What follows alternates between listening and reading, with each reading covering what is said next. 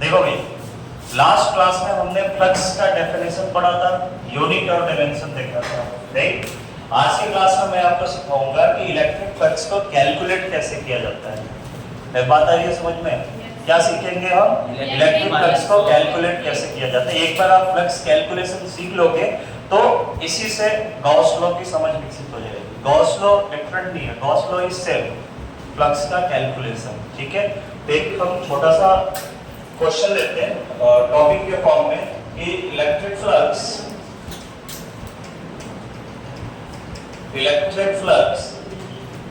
रो irregular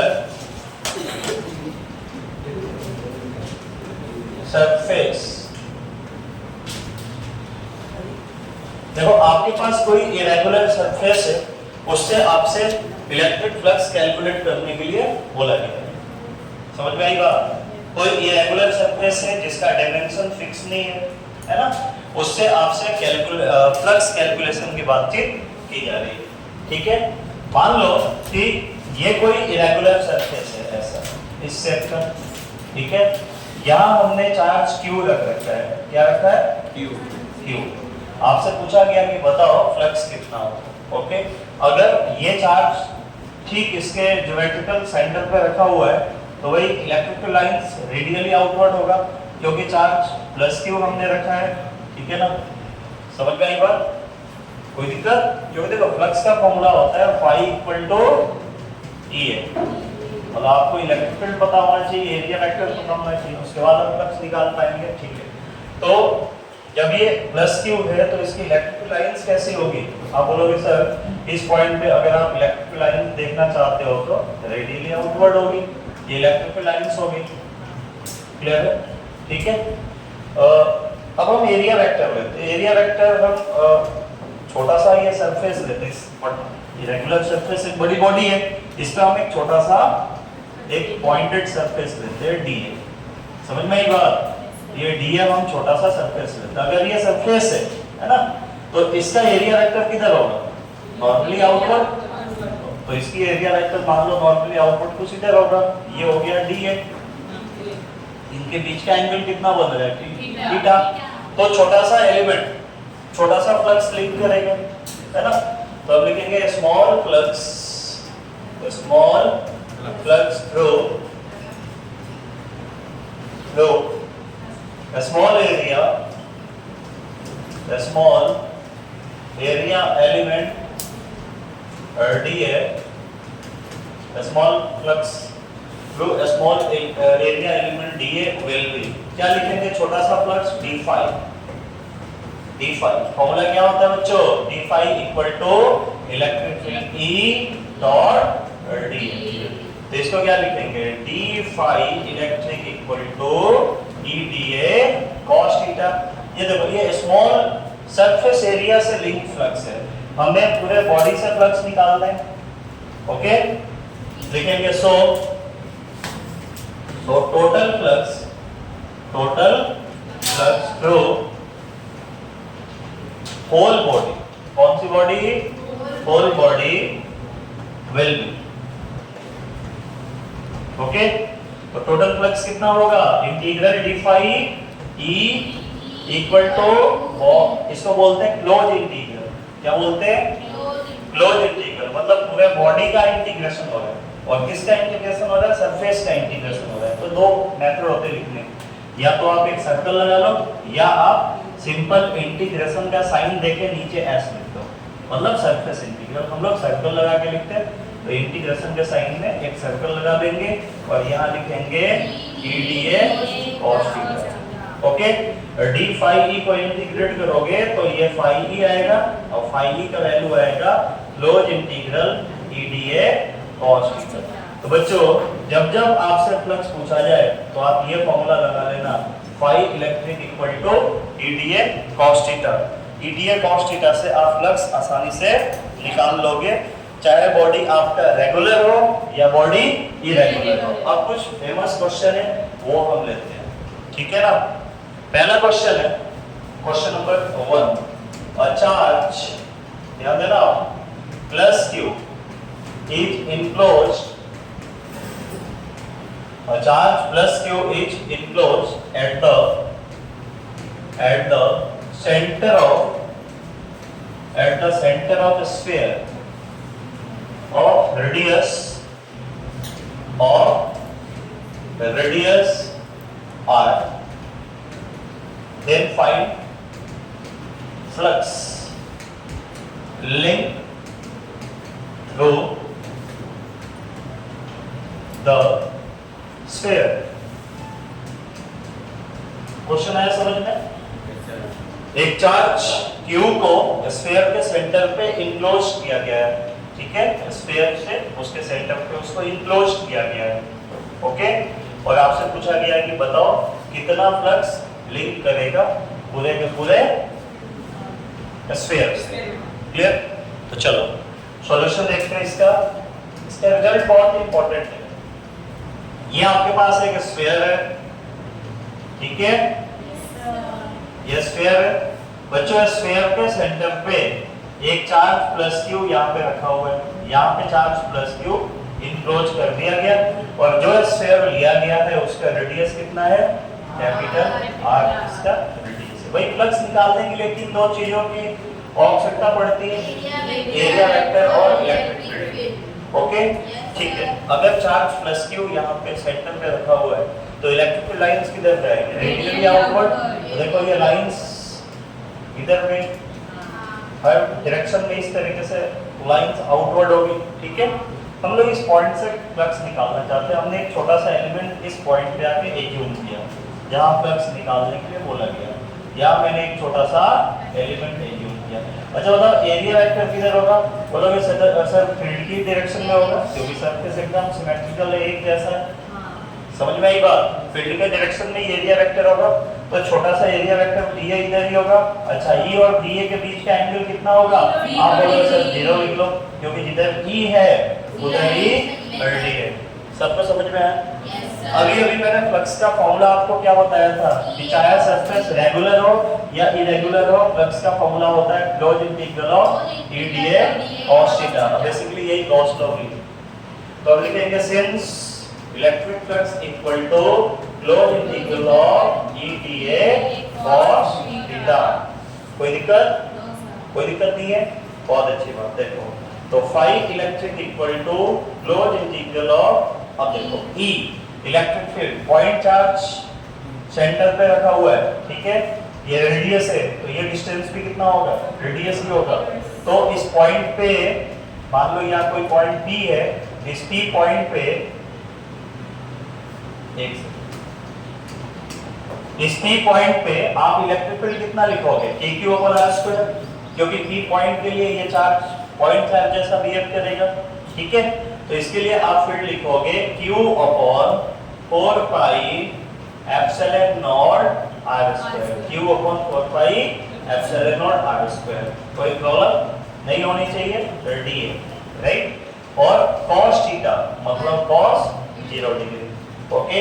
जो constant है उसको हम बाहर लेते हैं तो फाई इलेक्ट्रिक इक्वल टू, ध्यान दीजिएगा बेटा Q कांस्टेंट है, okay? 4 constant, pi constant, epsilon not constant, ये r² भी कांस्टेंट है। ये पूरा का पूरा कांस्टेंट हो गया। cos 0 1 और यहाँ लिखेंगे close integral of dA। dA variable है क्योंकि वो आपकी चॉइस है, आप कैसा एलिमेंट लेना चाहते हो, सरफेस एलिमेंट लेना चाहते हो तो dA वेरिएबल है, ओके? भाई dA क्या है? एक स्फीयर पे छोटा सा सरफेस एलिमेंट है। dA क्या है? एक स्फीयर पे छोटा सा सरफेस एलिमेंट है। तो जब आप dA को इंटीग्रेट करोगे तो आपको क्या मिलेगा? पूरा का पूरा इसका सरफेस एरिया मिलेगा और स्फीयर का सरफेस एरिया होता है 4 pi epsilon not r²। Sorry epsilon not नहीं आएगा, 4 पाई r²। जो स्फीयर है उसका सरफेस एरिया होता है 4 पाई r²। अब देखो ध्यान देना, 4 पाई r², यहाँ ध्यान दीजिएगा बेटा, 4 पाई कैंसिल हो गया, r² कैंसिल हो गया। मतलब क्या फ्लक्स इसके शेप साइज पे, ज्योमेट्री पे डिपेंड करेगा? भाई छोटा स्फीयर लो या बड़ा स्फीयर लो, फ्लक्स सबके लिए क्या होगा? सेम होगा। क्यों? क्योंकि रेडियस की वैल्यू कैंसिल हो रही है। तो चाहे स्फीयर छोटा हो या स्फीयर बड़ा हो, फ्लक्स का वैल्यू सबके लिए एक समान। समझ में आई बात? बोर्ड भी इस पे क्वेश्चन फ्रेम करता है कि कोई स्फीयर है, उसकी रेडियस r है, ठीक है, तो फ्लक्स की वैल्यू phi e है।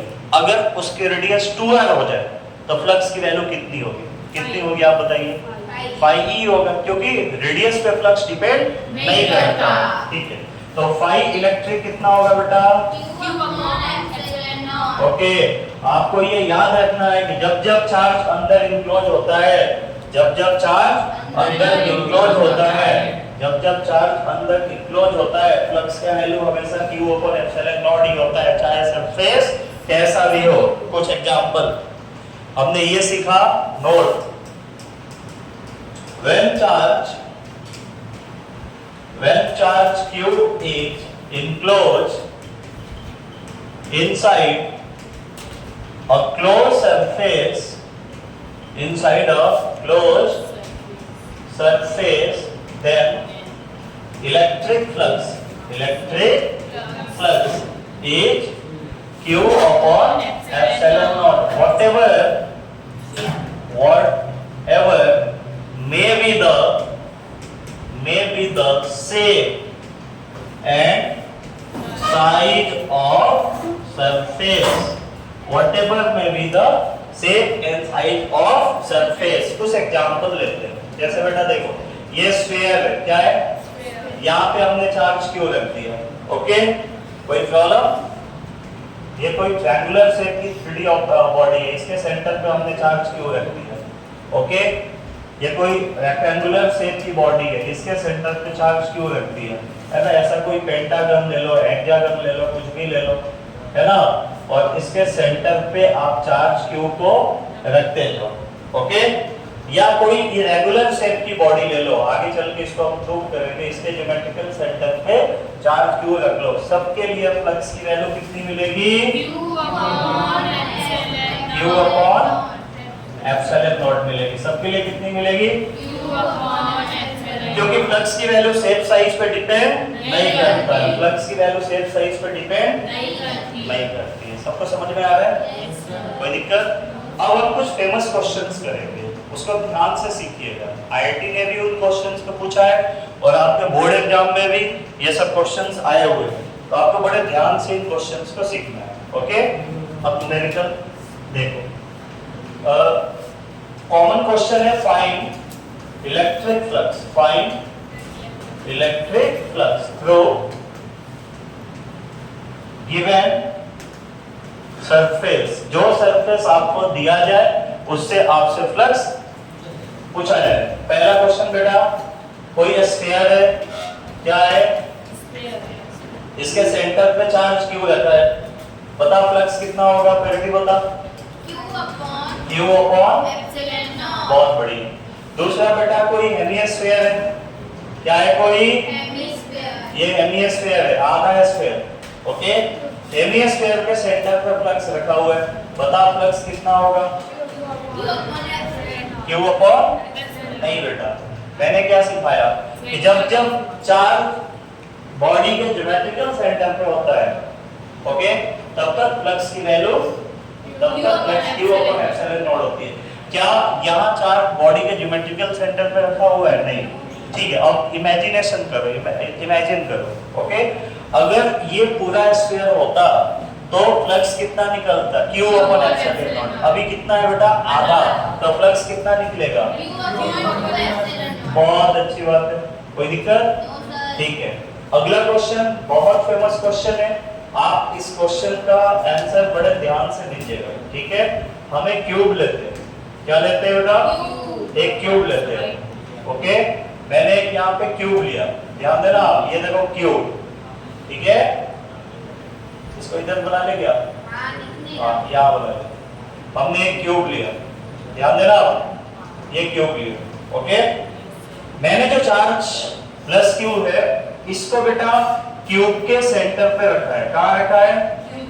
क्यूब के सेंटर पे मैंने चार्ज प्लस क्यू रखा है। ओके, मेरा आपसे दो सवाल है बेटा। पहला सवाल है कि फ्लक्स बता थ्रू होल क्यूब, फ्लक्स बता थ्रू होल क्यूब, पूरे क्यूब से फ्लक्स बता, होल WHOLE होल क्यूब। और दूसरा क्वेश्चन है कि फ्लक्स बता, फाई ई बता, row one face of cube, any one face of cube. Okay बेटा, चलो बताओ। सेंटर पे जब है तो कुछ भी पूछने की आवश्यकता नहीं है, सोचने की आवश्यकता नहीं है, सीधे सीधे आंसर क्या लिखोगे? बोलो Q अपॉन एप्सिलॉन। भाई बॉडी कैसा भी हो, अगर चार्ज उसके ज्योमेट्रिकल सेंटर पे रखा है तो फ्लक्स हमेशा Q अपॉन एप्सिलॉन नॉट होगा। ओके, ठीक है। अब सेकंड क्वेश्चन पूछा गया है कि बता flux through any one face of the tube. मान लो ये वाला फेस मैंने ले लिया और बता इस फेस से कितना फ्लक्स लिंक करेगा। ओके, चलो तुम इमेजिन करो चीटी बन के और क्यूब के सेंटर पे बैठ जाओ। चीटी बन के क्यूब के सेंटर पे बैठ जाओ और सेंटर पे बैठ के तुम इलेक्ट्रिकल लाइंस को छोड़ो। तो तुम्हारी जो इलेक्ट्रिकल लाइंस है वो कितने सरफेसेस से होके निकलेगी? 6 सरफेसेस से होके निकलेगी। बेसिकली फ्लक्स क्या होता है? The number of electrical lines passes through area vector. The number of electrical lines passes through area vector. Okay, area vector के डायरेक्शन से जो इलेक्ट्रिकल लाइंस जाती है उसी को तो फ्लक्स बोलते हैं। तो यहां से जब तुम इलेक्ट्रिकल लाइंस को छोड़ोगे, सेंटर पे चीटी बन के बैठ जाओ, यहां से इलेक्ट्रिकल लाइंस को छोड़ो तो तुम्हारे लाइंस कितने सरफेसेस से होके गुजरेगा? कितने फेसेस से होके गुजरेगा? 6। तो 1 से कितना होगा बेटा? 1 से कितना होगा? Q upon 6 epsilon. 6 हिस्सों में बढ़ जाएगा, 6 हिस्सों में बढ़ जाएगा। 1 से Q अपॉन 6, दूसरे से Q अपॉन 6, ऐसे सबसे Q अपॉन 6 जोड़ोगे तो Q अपॉन एप्सिलॉन नॉट। कोई दिक्कत? जोड़ोगे तो 6Q अपॉन 6 एप्सिलॉन, 6 कैंसिल होगा और Q अपॉन एप्सिलॉन। ध्यान देना, जेई ने भी पूछ रखा है, बोर्ड एग्जाम में भी आता है। अगला क्वेश्चन बेटा, ठीक है, सेम क्वेश्चन ले रहा हूं, वही हमारे पास क्यूब है। क्या है? देखो वही क्यूब है, चार्ज का ओरिएंटेशन में अब की बार बदलूंगा। समझ में आई बात? इलेक्ट्रिक चार्ज का जो ओरिएंटेशन है उसको हम चेंज करेंगे।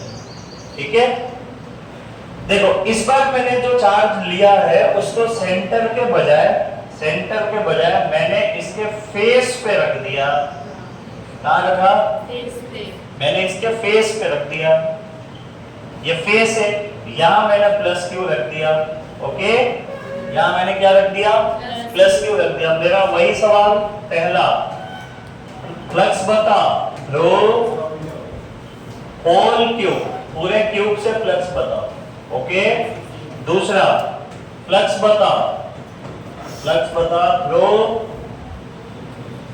Throw any one face of cube.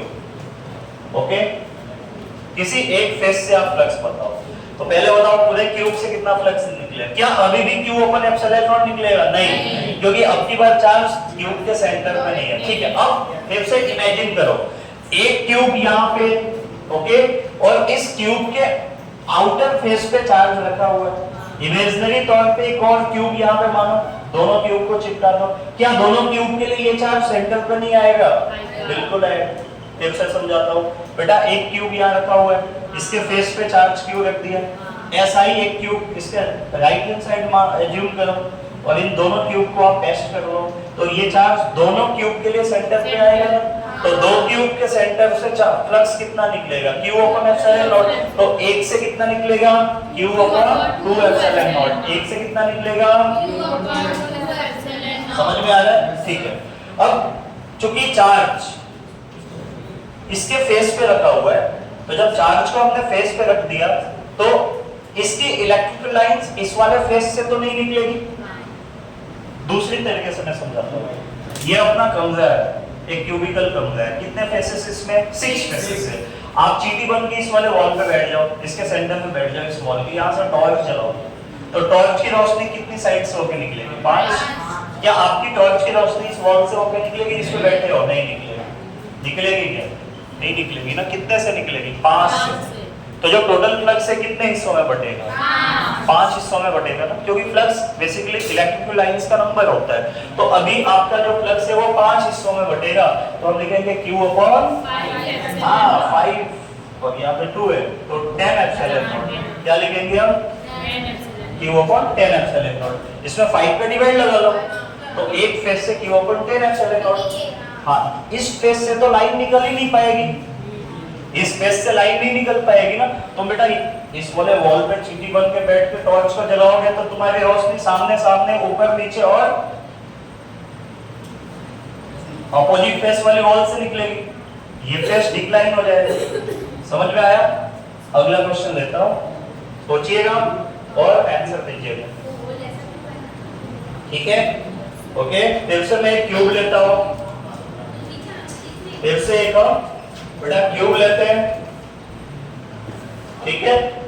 ये देखो अपना सेम क्वेश्चन है, क्वेश्चन नंबर 5 रहेगा ये, सेम क्वेश्चन है।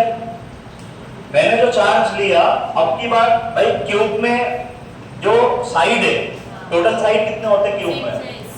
1 2 3 4 5 6 7 9 10 11 12 साइड है। मैंने किसी एक पे रख दिया, मान लो मैंने यहाँ चार्ज क्यूब रख दिया, इसके सेंटर पे रख दिया प्लस क्यूब। समझ में आई बात? साइड के सेंटर पे रख दिया। ओके, पहला question flux through whole cube, flux through whole cube. बता दूसरा question flux through any one face of cube. Okay, बता मेरा कॉन्सेप्ट क्या बोलता है कि जब जब चार्ज बॉडी रेगुलर हो या इरेगुलर हो, उसके ज्योमेट्रिकल सेंटर पे होगा तो फ्लक्स का वैल्यू Q होगा। चलो इसको ज्योमेट्रिकल सेंटर बनाओ। ज्योमेट्रिकल सेंटर बनाने के लिए कितने क्यूब लगाने पड़ेंगे? और 3 क्यूब लगाने पड़ेंगे। कैसे? एक यहाँ पड़ा है, एक इसके पास में और 2 और इसके पीछे, 2 और इसके पीछे, तो 4 क्यूब का सिस्टम बनेगा। 4 क्यूब के सिस्टम के लिए ये चार्ज सेंटर पे आएगा और 4 क्यूब के सिस्टम के लिए जो टोटल फ्लक्स है वो Q अपॉन एप्सिलॉन नॉट निकलेगा। तो एक के लिए Q अपॉन 4 एप्सिलॉन नॉट निकलेगा। कोई दिक्कत नहीं है? चलो बहुत बढ़िया। अब बेटा यहाँ जब चार्ज रखा हुआ है ना, इस वॉल पे देखो, यहाँ चार्ज रखा हुआ है तो ये इसकी जो लाइन है इस वाले वॉल और ये पर्टिकुलर वॉल से पास नहीं होगा। मतलब चार्ज जब हमने यहाँ रखा है तो इसका फ्लक्स इस फेस और इसके परपेंडिकुलर वाले फेस से पास नहीं होगा। कितने से पास होगा? 4 से पास होगा। आप चींटी बनो, चींटी बन के उस साइड पे बैठ जाओ और वहां से इलेक्ट्रिकल लाइंस को आप छोड़ो तो आपकी लाइंस दोनों ही एडजेसेंट वॉल से पास नहीं होगी और जो बचे हुए 4 फेसेस है इससे पास होगी। तो अब ये जो टोटल फ्लक्स है कितना हिस्सों में बटेगा? 4 हिस्सों में बटेगा। तो हम लिखेंगे Q अपॉन 16 एप्सिलॉन नॉट। सबको समझ में आ रहा है? एक लास्ट क्वेश्चन और लेते हैं सीरीज का। आईडी एडवांस ने भी इस क्वेश्चन को पूछ रखा है, चलिए देखिए।